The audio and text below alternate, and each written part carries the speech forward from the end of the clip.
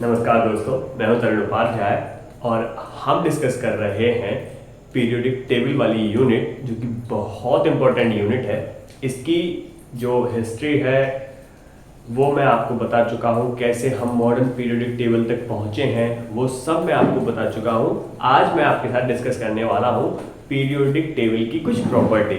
हालांकि ये वीडियोस थोड़े से 2-3 दिन तक चलेंगे, है ना। धीरे धीरे करके हम इस चैप्टर को सीखेंगे। एक्चुअली रीजन क्या है कि ये बहुत इंपॉर्टेंट यूनिट है और हम इसे मिस नहीं कर सकते।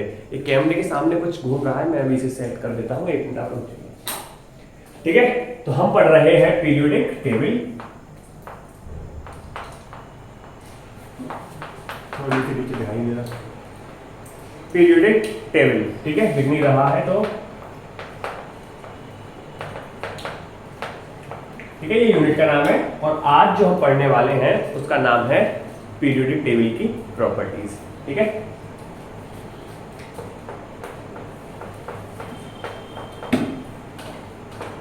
देखो सबसे पहले हम जानेंगे रेडियस के बारे में। कौन कौन सी रेडियस हमें पढ़नी है?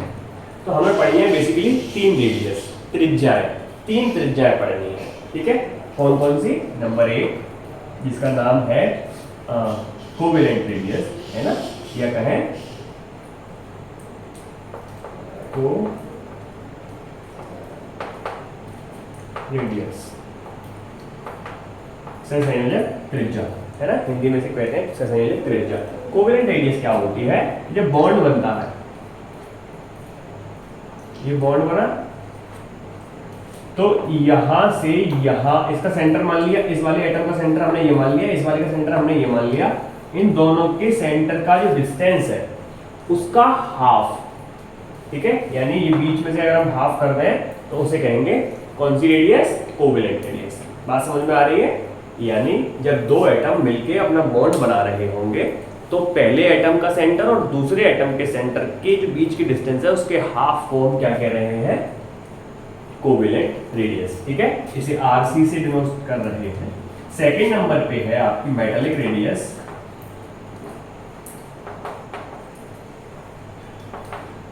मेटालिक रेडियस क्या है? यानी आप मेटल में एटम्स कैसे लगे रहते हैं? ऐसे तो लगे रहते हैं, तो वही कर दो यहाँ पे भी, यानी टच करते हुए। ठीक है, ये पहला एटम हो गया, ये दूसरा एटम हो गया और ये इसके सेंटर्स हो गए। अगर इन दोनों एटम के सेंटर्स को मिला दिया जाएगा, ठीक है, तो इसके हाफ जो लेंगे, है ना, उसे क्या कहेंगे? Metallic radius, R M. और आपकी तीसरी है वंडरवॉल रेडियस। मैं इधर लिख देता हूं, जगह नहीं है। वंडरवॉल रेडियस,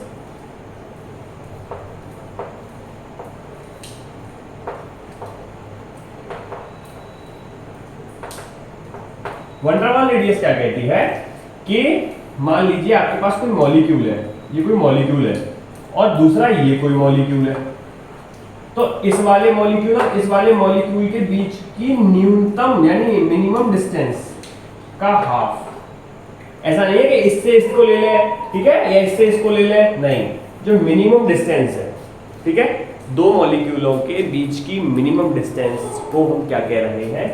उसका हाफ को क्या कह रहे हैं? Van der Waals radius. अब देखो एक चीज बताओ, आप लॉजिकली है बिल्कुल कि ये इसका जो मैग्नीट्यूड है वो ज्यादा होगा या इसका मैग्नीट्यूड ज्यादा होगा या इसका ज्यादा होगा?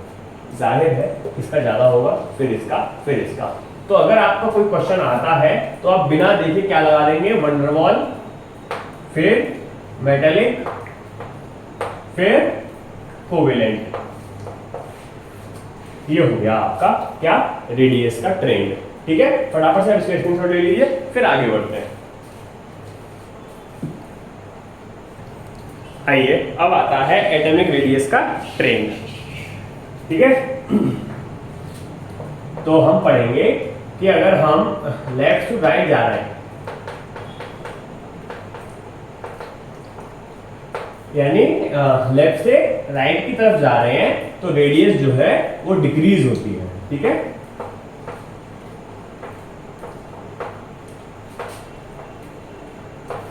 क्यों? देखो जैसे हम गए, है ना, lithium, beryllium, boron, carbon, nitrogen, oxygen, fluorine, neon तक। ठीक है, नियोन को नहीं लेंगे, वो मैं आपको बाद में बताऊंगा क्यों नहीं लेंगे।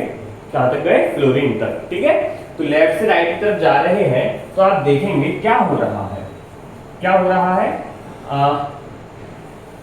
नंबर ऑफ प्रोटॉन बढ़ रहे हैं, नंबर ऑफ इलेक्ट्रॉन्स बढ़ रहे हैं, तो अट्रैक्शन बढ़ रहा है। अट्रैक्शन बढ़ने की वजह से साइज क्या है? छोटा होता है। समझ रहे हैं मेरी बात को? तो जैसे जैसे हम लेफ्ट से राइट की तरफ जा रहे हैं तो क्या हो रहा है? अट्रैक्शन बढ़ रहा है, इसलिए साइज कम हो रहा है। तो अगर आपसे क्वेश्चन आ रहा है कि रेडियस, हम क्या पढ़ रहे हैं? रेडियस। ठीक है, तो ये रेडियस है, एटॉमिक रेडियस जो है वो लेफ्ट से राइट जाने पे क्या करती है? डिक्रीज कर जाती है। ठीक है, डिक्रीज कर जाती है। ठीक है, अच्छा, सेकंड ट्रेंड क्या है कि ऊपर से नीचे आने पे,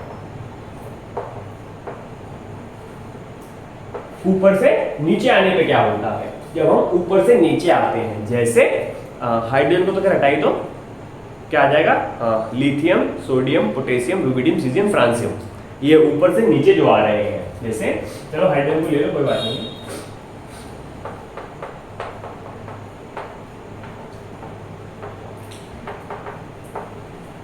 तो ऊपर से नीचे की तरफ जा रहे हैं ऐसे, तो ऊपर से जब नीचे की तरफ जाएंगे तो रेडियस क्या करेगी? इंक्रीज कर जाएगी। क्यों? क्योंकि हर बार एक सेल बढ़ती जा रही है due to increment of sales, यानी कि हर बार कक्षक बढ़ता जा रहा है।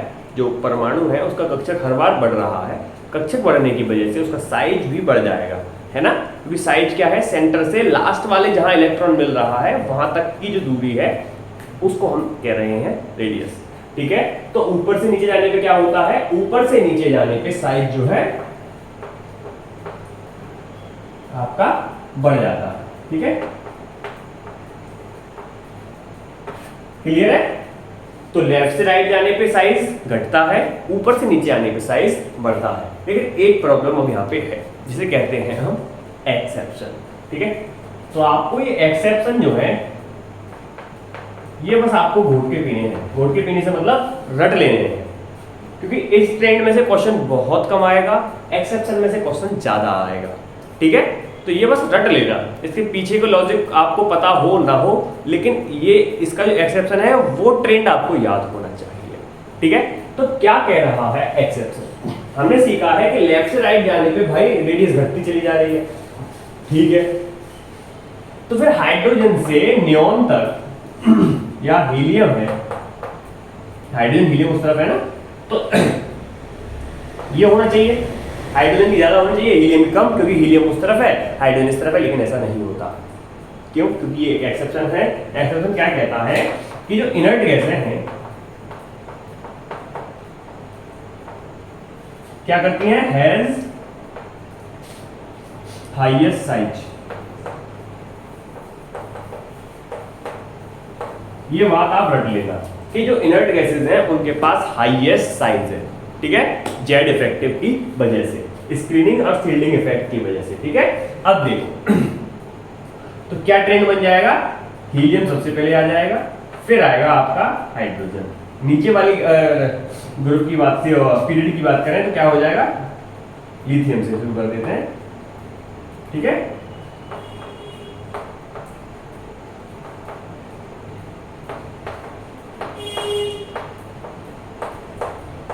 फ्लोरीन, नियोन कहाँ आ जाएगा? यहाँ। ये ट्रेंड बन जाएगा। क्यों? क्योंकि ये जो इनर्ट गैसेस हैं ये क्या करती हैं? Highest size. हमने पढ़ा है, ये तो ठीक है, ये तो हमने पढ़ा है कि लेफ्ट राइट जाने पे साइज जो है घट रहा है, जो पीछे आता जा रहा है वो साइज कम होता जा रहा है। लेकिन जो सबसे लास्ट में आ रहा है, जो इनर्ट गैसेस है, वो हमें पहले रखनी पड़ रही है। क्यों? क्योंकि इनर्ट गैसेस का साइज सबसे ज्यादा होता है। फटाफट से आप इसके स्क्रीनशॉट ले लीजिए, आपको और एक्सेप्शंस मैं बढ़िया बढ़िया बताता हूं। चलिए आइए नेक्स्ट एक्सेप्शन की तरफ। जो 3D सीरीज है आपकी, 3D से मतलब जिसका लास्ट इलेक्ट्रॉन कहा जा रहा है? डी में, ये उसका एक्सेप्शन है। ये जो 3D सीरीज है उसे देखिए क्या कह रही है ये? साइंस टीचर है ना, साइंस टीचर भी करोड़ों मांगे, वही वाली सीरीज है नहीं। तो लिखिए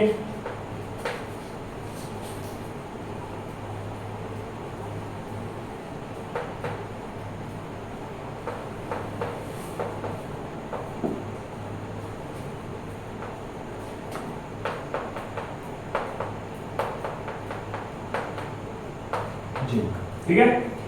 तो हमने क्या पढ़ा है, लेफ्ट से राइट जाने पे साइज घटता है, कायदे में तो ये होना चाहिए था, ये होना चाहिए था, लेकिन यहाँ पे एक्सेप्शन है। एक्सेप्शन होने की वजह से यहाँ पे एफई पे आके ये काम बिगड़ जाता है। और क्या काम बिगड़ता है, एफई की जो रेडियस है वो अप्रोक्सीमेटली इक्वल हो जाती है कोबाल्ट के, which is also approximately equal to nickel, और फिर ये ट्रेंड कुछ ऐसा हो जाता है 3D, क्योंकि लास्ट इलेक्ट्रॉन कहां चले जाता है 3D 10 में, ठीक है। अच्छा, तो आपको ये याद रखना है, ये एक एक्सेप्शन है। कायदे में क्या होना चाहिए था, लेफ्ट से राइट जाने पे घटते जाना चाहिए था, लेकिन एफई पे जाके ट्रेंड बिगड़ रहा है, इक्वल हो रहा है, ठीक है। देखिए आपको दो ही चीजें याद रखनी है, स्क्रीनिंग इफेक्ट हो रहा है या तो सीडलिंग इफेक्ट, या फिर क्या हो रहा है 3D में जा रहा है। अब आप पूछेंगे कि सर ये सीडलिंग का क्या चक्कर है। देखो वैसे तो ये मानिए कि छोटी छोटी चीजें बस आप रट लो इन्हें, ज्यादा समझने की जरूरत है नहीं, लेकिन फिर भी रहता है थोड़ा सा क्यूरियोसिटी। तो देखो सीडलिंग क्या है कि ये आपका न्यूक्लियस है, ठीक है, और ये आपका क्या है, इलेक्ट्रॉन चक्कर लगा रहा है। मान लो यहाँ पे एक इलेक्ट्रॉन, तो जाहिर है ये इसकी तरफ इसका अट्रैक्शन होगा, नो प्रॉब्लम, कोई दिक्कत नहीं है। लेकिन दिक्कत तब होगी जब यहाँ पे एक से ज्यादा इलेक्ट्रॉन जो है होंगे। मान लीजिए ये इलेक्ट्रॉन है यहाँ पे भी कुछ इलेक्ट्रॉन्स हैं। अब क्या है, इसका यहाँ पे मान लीजिए अट्रैक्शन हो रहा है, इसका तो अट्रैक्शन हो रहा है, लेकिन इस इलेक्ट्रॉन का रिपल्शन होने लगेगा। ये इलेक्ट्रॉन चाहेगा कि मैं अंदर की तरफ आऊं, लेकिन ये इलेक्ट्रॉन क्या करेगा, इसे दूर की तरफ भगाएगा, शील्ड की तरह काम करेगा। इसी को कहते हैं शील्डिंग इफेक्ट, ठीक है। बस छोटी सी बात है, लेकिन ज्यादा दिमाग मारने की जरूरत है नहीं, आपको रटना है, रट लीजिए बस कि हाँ भाई एफई पे जाके बदल जाता है ट्रेंड, कोबाल्ट के इक्वल हो जाता है, निकल के इक्वल हो जाता है, और सीयू और जेडन तो पलटी ही मार देते हैं। फिर हमने क्या पढ़ा है कि ऊपर से नीचे जाने पे रेडियस बढ़ती है, लेकिन जो एल्यूमिनियम की है रेडियस वो नियरली इक्वल हो जाती है किसके, गैलियम के,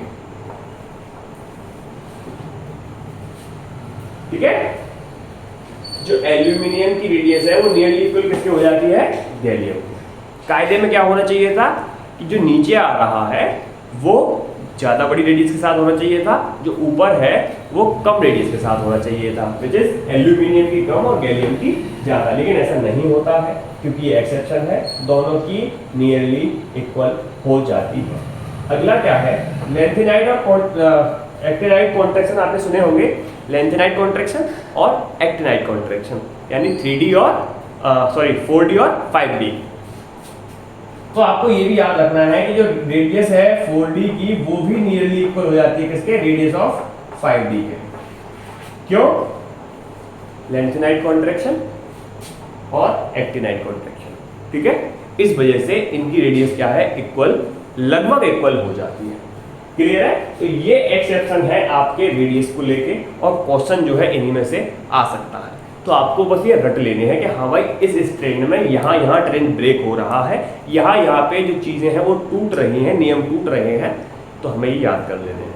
क्लियर है मामला। अब चलते हैं आयनाइजेशन एनर्जी की तरफ। फटाफट से आप इसका स्क्रीनशॉट ले लीजिए और पढ़ते हैं आयनाइजेशन एनर्जी। ओके, तो हमारा नेक्स्ट टॉपिक है आयनाइजेशन एनर्जी।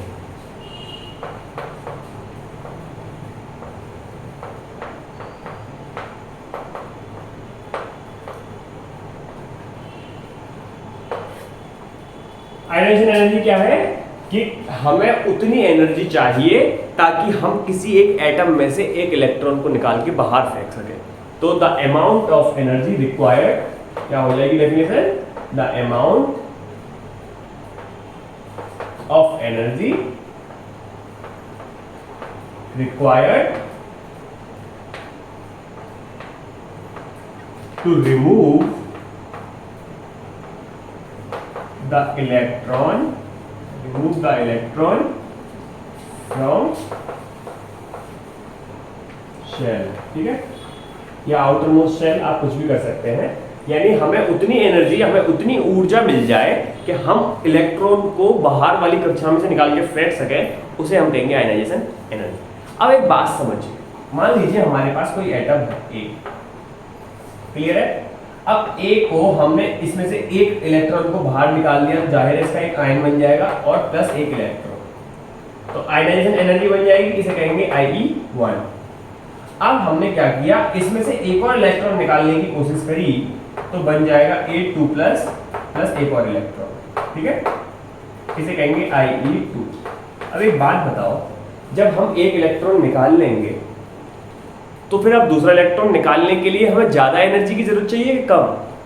देखो, जब एक इलेक्ट्रॉन निकल जाएगा तो प्रोटॉन हावी हो जाएंगे।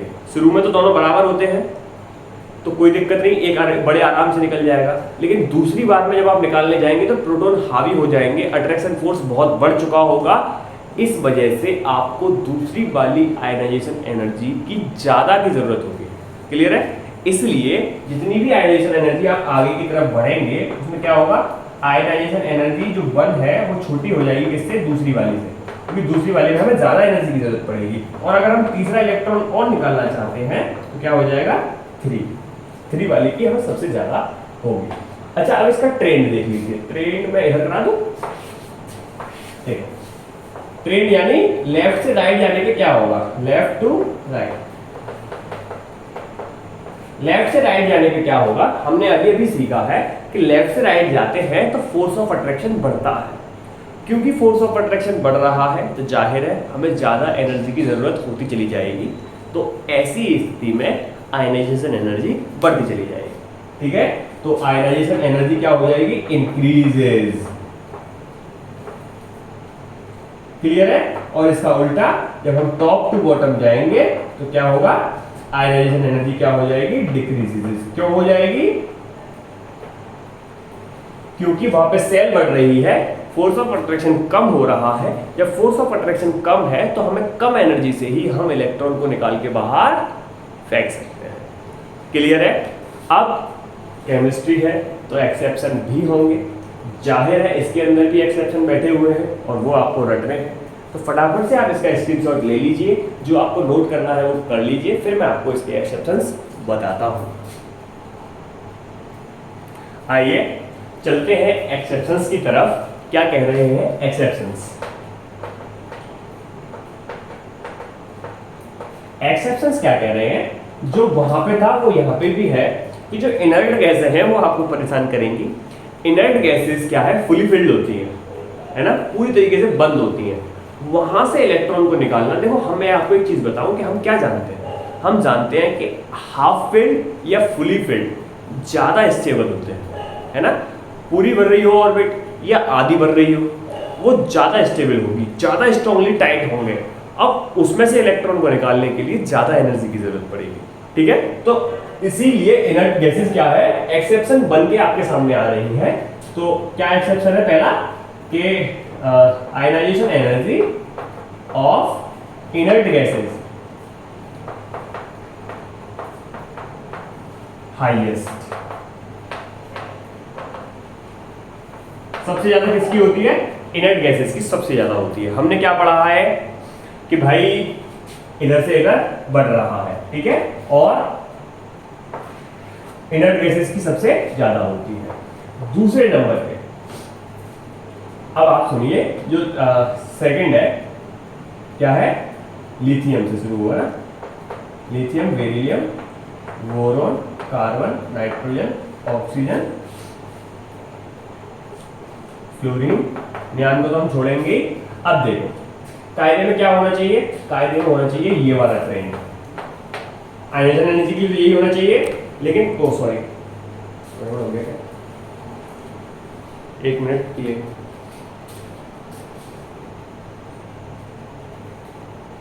ओके, यहाँ पे कुछ गड़बड़ हो गया था। तो देखिए, यह होना चाहिए था, लेकिन यहाँ पे ऐसा नहीं होके एक अजीब ही सामने आता है। क्यों आता है वो मैं आपको बता दूंगा, लेकिन पहले आप लिख लीजिए कि आता क्या है।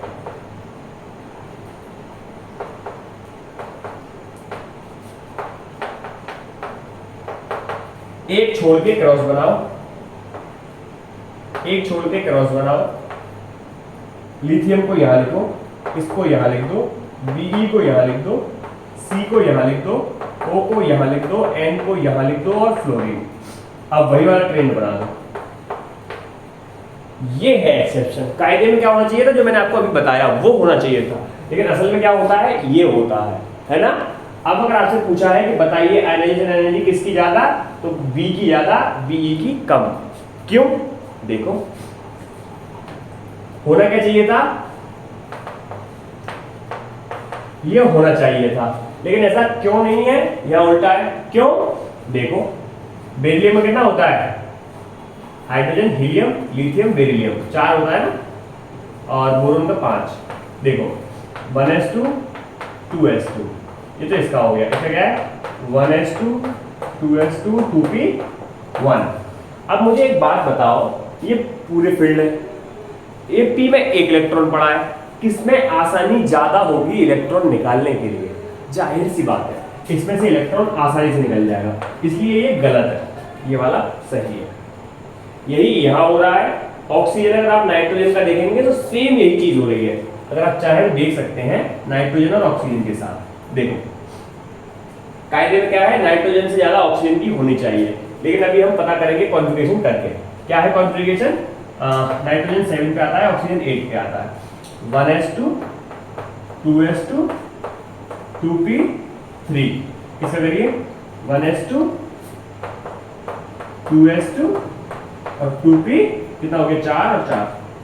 अब देखिए हाफ फील्ड, मैंने आपको पहले बताया हाफ फील्ड या फुली फील्ड ऑर्बिट ज्यादा स्ट्रांग होते हैं, ज्यादा स्टेबल होते हैं, इसलिए इससे ज्यादा एनर्जी जरूरत इसे पड़ेगी, वही हमने यहाँ लिख रखा है।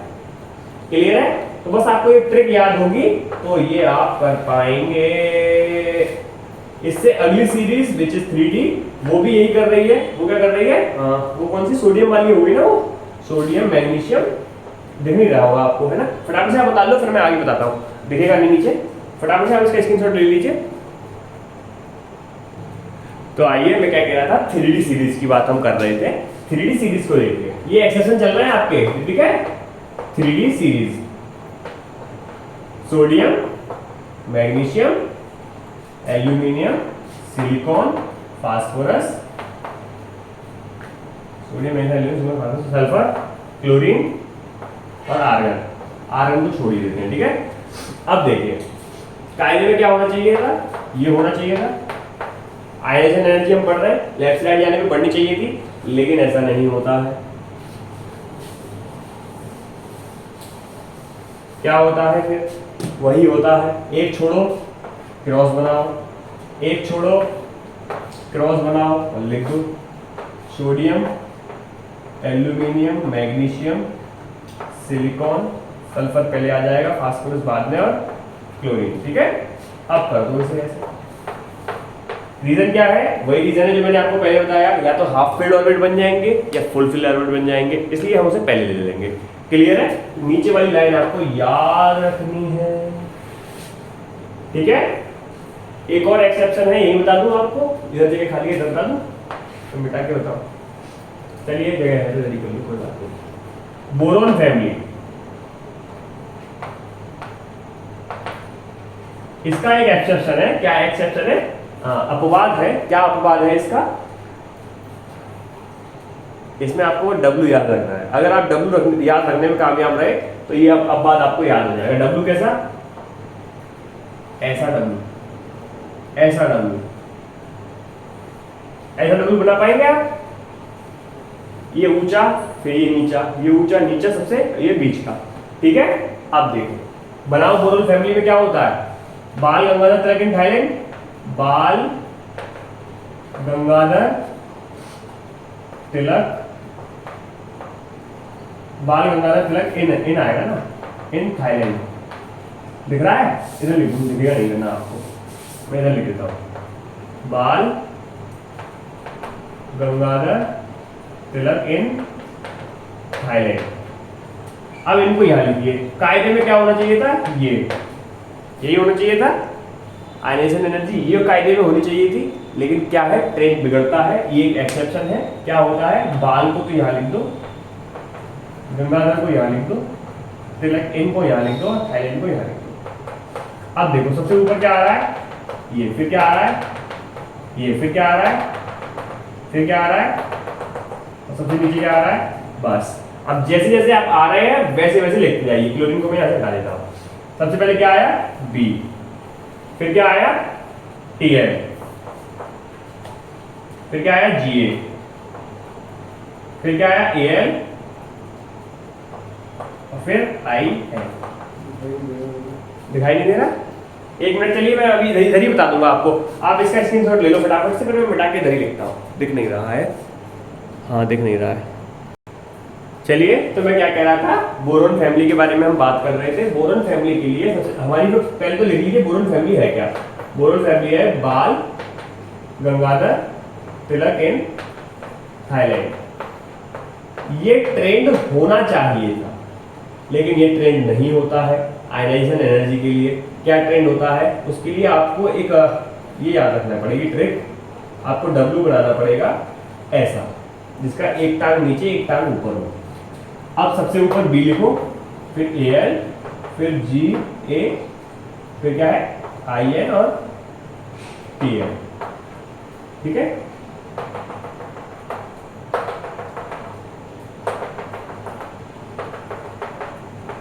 अब देखो सबसे ऊपर क्या आ रहा है, बी, तो बी लिख दो। फिर क्या आ रहा है, फिर क्या आ रहा है, सॉरी गड़बड़ हो गया। बी के बाद आ रहा है टी एल, तो टी एल लिख दो। फिर आ रहा है जी ए, जी ए लिख दो। फिर क्या आ रहा है, ए एल, तो ए एल लिख दो। और फिर क्या आ रहा है नीचे सबसे, आई एन। ये मैं कहां से लिख रहा हूं, इनकी हाइट के हिसाब से। जैसे जैसे इनकी हाइट बढ़ रही है, जैसे इसकी सबसे ज्यादा है तो सबसे पहले लिख दो, फिर टी एल की, फिर जी ए की, ऐसे ही आप लिख दीजिए। सबसे लास्ट में आ जाएगा आई एन। ठीक है, तो ये हो गया आपका आयनाइजेशन एनर्जी और उसके सारे एक्सेप्शंस। क्लियर है? तो फटाफट से आप इसका स्क्रीनशॉट ले लो। मैं फिर आपको एक और बता दूंगा, उधर ही बता दूंगा। फटाफट से आप इसका स्क्रीनशॉट ले लीजिए, मिटाने की जरूरत वैसे है नहीं। अब देखिए इधर, कायदे में क्या होना चाहिए, कायदे में होना चाहिए था, ये अगला है एक्सेप्शन। ठीक है, 3D, फिर 4D, फिर 5D। ये इसका होना चाहिए था, लेकिन ये नहीं होता। 3D ऊपर आती है, फिर 4D, फिर 5D, ऐसे तो चलती है। और हमने क्या बताया, ऊपर से नीचे जाने पे घटती है, लेकिन ऐसा नहीं होता है। ये जो 5D है ये पहले आ जाता है, 5D के बाद 3D और फिर ये 4D। तो ये जो है एक्सेप्शन है इसका। कायदे में क्या होना चाहिए था, 5D बाद में आना चाहिए था, क्योंकि ऊपर से नीचे जाने पे आयनाइजेशन एनर्जी घटती है, लेकिन यहाँ नहीं घटती। क्यों? क्योंकि 4D और 5D क्या है, लेंथेनाइट कॉन्ट्रैक्शन, एक्टिनाइट कॉन्ट्रैक्शन। ठीक है, तो इसलिए ये पहले आ जाता है, ये बाद में। कॉन्ट्रैक्शन होगा, फोर्स ऑफ अट्रैक्शन बढ़ेगा, फोर्स ऑफ अट्रैक्शन बढ़ेगा तो आपको ज्यादा एनर्जी की जरूरत पड़ेगी। क्लियर है? तो आज के लिए इतना ही। आज हमने डिस्कस किया है रेडियस और उनके इंपॉर्टेंट एक्सेप्शंस को, फिर डिस्कस किया है आयनाइजेशन एनर्जी को और उनके एक्सेप्शन को। कुछ ही देर में, यानी आज मैं इस वीडियो को रिलीज कर रहा हूँ, कल आपको इसके क्वेश्चंस मिल जाएंगे, बिल्कुल भी मिस मत कीजिएगा। आज के लिए इतना ही। ठीक है, मिलते हैं कल की वीडियो में। और चैनल को सब्सक्राइब करवाइए भाई साहब, 1000 करवा दो यार, क्यों दुखी कर रहे हैं। मिलते हैं नेक्स्ट वीडियो में। Good bye.